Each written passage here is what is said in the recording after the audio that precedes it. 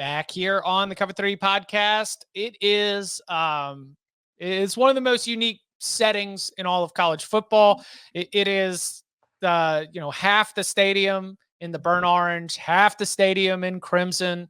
I had not, I mean, I probably had seen it, but just recycled back into my social media feed the video of, I think it was Texas running out of the tunnel where you hear nothing but boos and then they hit midfield and you hear nothing but cheers. I mean, it's just like it's a really cool spot. And that will be where we find the number one team in the AP Top 25 poll, the Texas Longhorns, taking on their bitter rival, Oklahoma. Coming into this game, they've already made the quarterback change. They had that big fourth quarter comeback against Auburn, and now they've got a week, hopefully, speaking of Deion Burks, to try to get as healthy as possible and get the game plan dialed in for the Longhorns.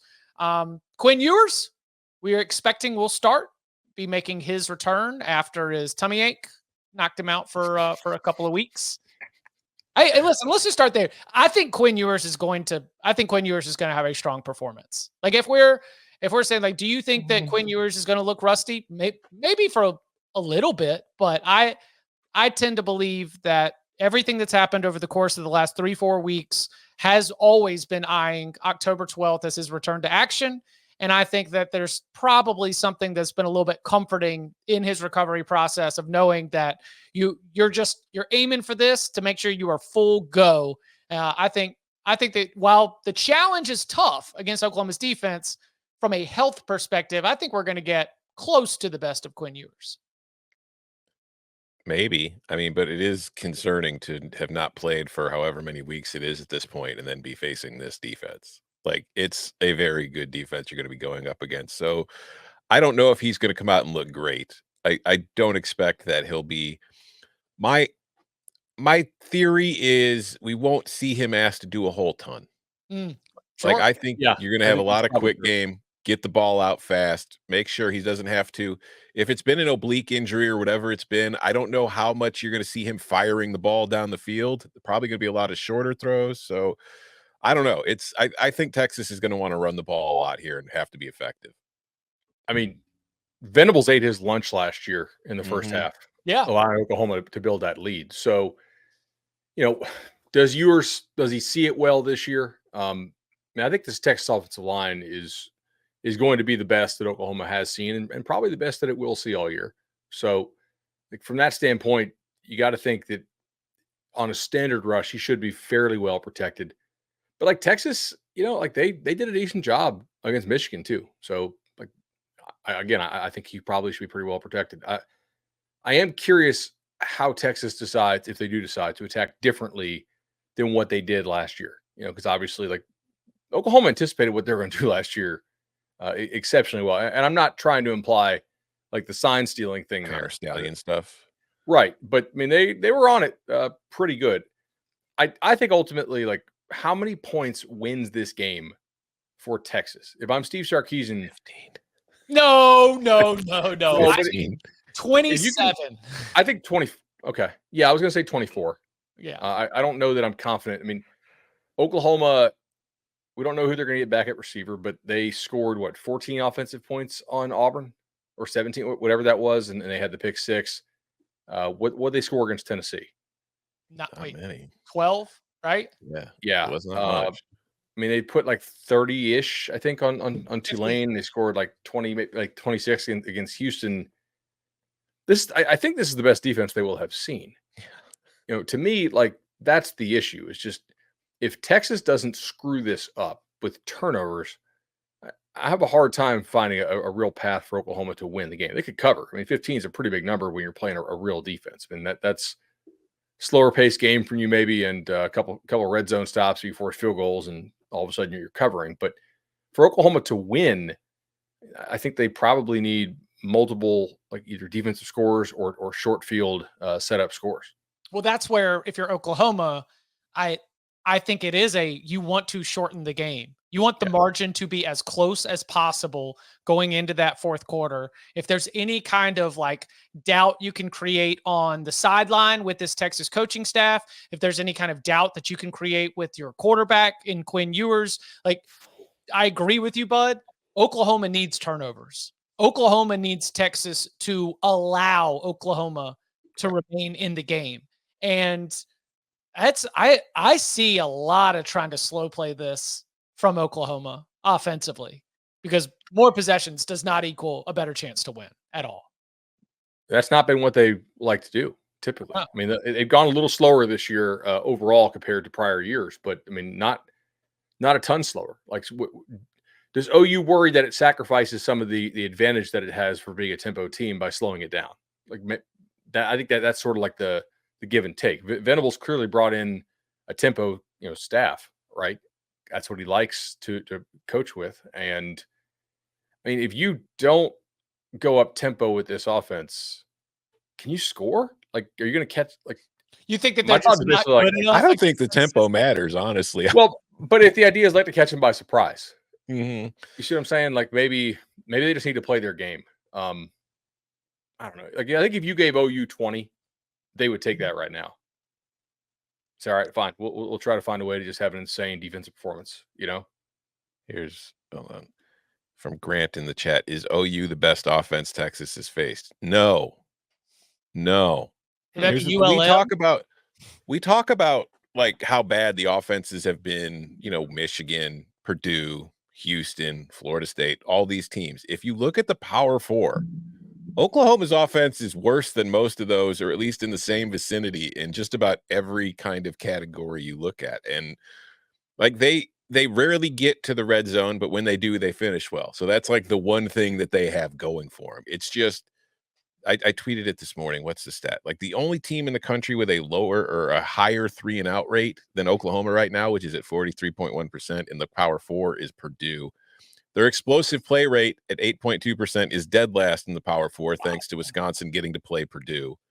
I mean, this offense stinks. It is not good. Like the offensive line has been bad. They've been able to run the ball and pop some big runs, and I think a lot of that is due to the quarterback change and just getting that 11 on 11 kind of thing going. But overall, like it's been very, very porous. And maybe your receivers are healthy this week and come back, and that helps you get some stuff going that you just haven't really had the opportunity to do. But based on what I have seen, like I go back to the Tennessee game, which was another very good defense that Oklahoma faced, and they couldn't do anything. And then they made the quarterback change late. I just don't. I get that in a rivalry game, you can never be 100% sure what's going to happen. Wild stuff does happen. But I just have so little faith in this Sooners team to put points on the board here without their defense doing it. Like if Quinn Ewers is throwing, interceptions or they're fumbling and putting Oklahoma in good spots, then maybe they can. But if they're not doing that, if Texas just takes care of the football, like I said, I don't think they need to score more than 15 points to win this game. 15 feels low, but I understand your point. Like their team total is like 17. Mm-hmm. Under.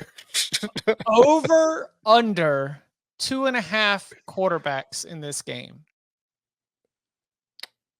Over, because Quinn will be sitting in the sidelines in the fourth quarter. That is, or it goes so poorly that Oklahoma does like a break glass in case of emergency and just throws Arnold out there to look for a spark. Mm-hmm. Is Arnold's not redshirting, right?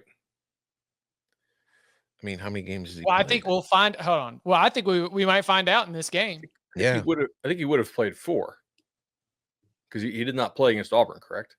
I don't think so. But I mean, I think he's still eligible, but I don't know if he's officially redshirt. Yeah, he's played 4 games. I don't know if he's officially redshirting, but would you be shocked if that's kind of going on behind the scenes? Definitely not. And I don't have, like, I'm literally just in running the probability since Chip threw that out there with the 2.5. I was like, wait, is he actually somebody they would consider playing, or like is he one of these pseudo redshirt guys?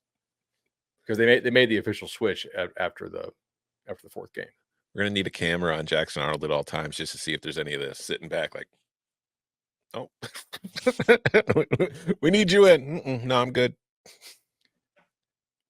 I do think Oklahoma can win. Like, I don't think they will win, but that defense is good enough to where the scenarios that we were discussing with forcing a bunch of turnovers, those aren't insane. Like Correct. Those could happen for sure. Like Ewers is not always super careful with the ball. Texas run game has not been amazing. So they got to probably put it in the air a lot, and that's been It risky. hasn't had to be. That's true. I mean, like, they had to get that motor going against Michigan, and they gave you 30 awesome minutes, and the game was over. Mm-hmm.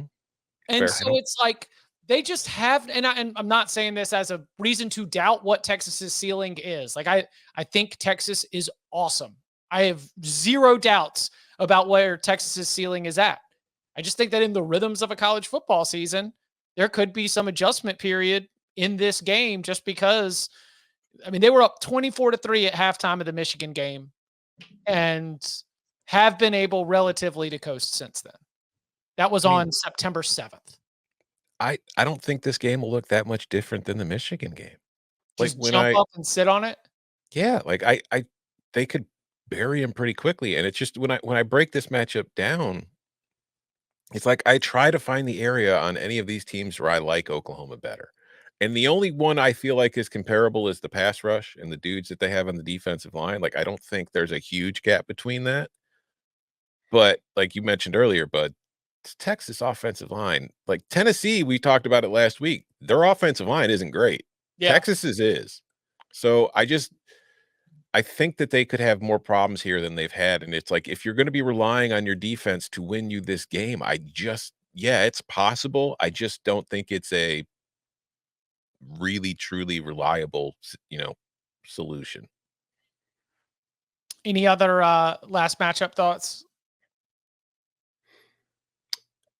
If is this the first team that can really shut down Texas and really has a good shut down Texas in the red zone? Yes. I mean, I guess in theory, Michigan would have had a shot. They just failed to do so. Michigan's secondary is just outside of will. Yeah. The coaching there has not been great. So, like that's the other way this happens: turnovers and field goals. Like you win these big ball games by scoring touchdowns. If Texas had kicked field goals, it's tough. Yeah, I think you let that one fly on CBS Sports Network yesterday. But Bud's like, I think Michigan had a little bit of a downgrade on the defensive staff, and Tom just goes, "Yup." We can spend. I think it's pretty easy to know what's coming right now. It's still a good defense. They still have a lot of good players, but we are getting more and more comfortable with that CBS Sports Network show and the rhythms of a different kind of interface. And that was certainly one of those moments where I really felt like we were letting our YouTube show sort of shine through. I was going to say, I get Grantham vibes. That's all. Yep. Say it again for the people in the back, Bud. All right. Let's turn our attention to Saturday night.